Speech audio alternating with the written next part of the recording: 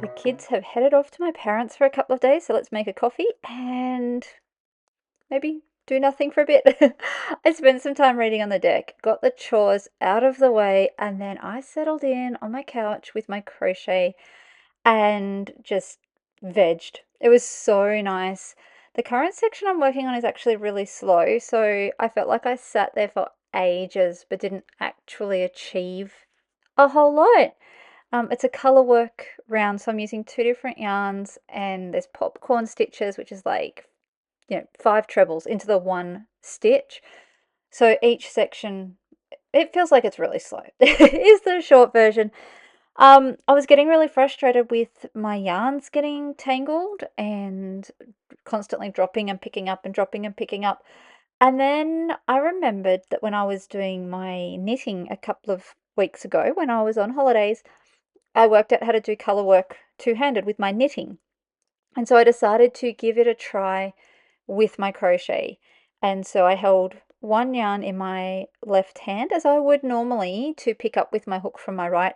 But then I also ended up putting a second piece of yarn, like the second yarn, over my right hand and flicked it around the hook a bit like I was knitting.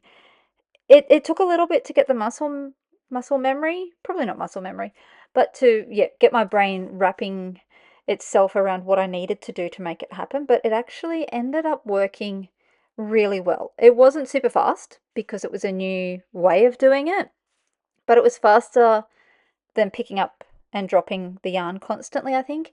But also it felt smoother. So I was able to get into a rhythm more so than I was when I was picking and dropping all the time. So that worked really well. It was so lovely. Basically, my first day was basically just sitting there doing my crochet.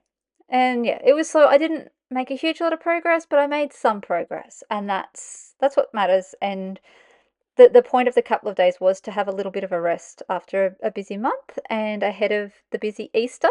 So in that respect, it was really successful.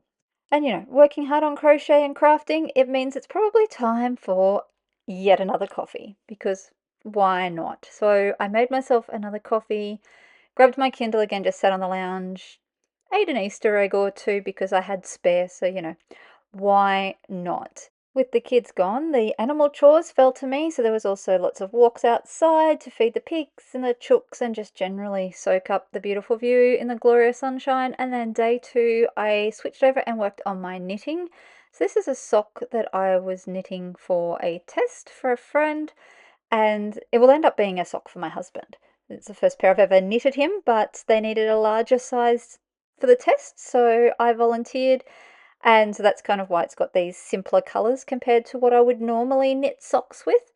It's a slip stitch mosaic style sock. So I made some pretty solid progress on that, got the heel flap turned, and then started knitting the foot over the couple of days. And in between all that, I was also helping a friend learn how to knit socks. So she wanted to learn over the school holidays, so I was also answering her questions, double checking her pattern, and getting that for her. So it was a pretty productive day of knitting and probably one too many coffees, but it's got to be done. I got some blogging done as well, which was good to do some catch up. I've let it fall behind while I've been doing VEDA.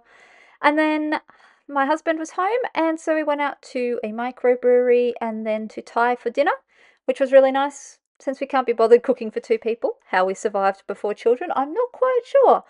And that was my couple of restful days without the kids. Thanks for joining me. I'll be back tomorrow with another VEDA video.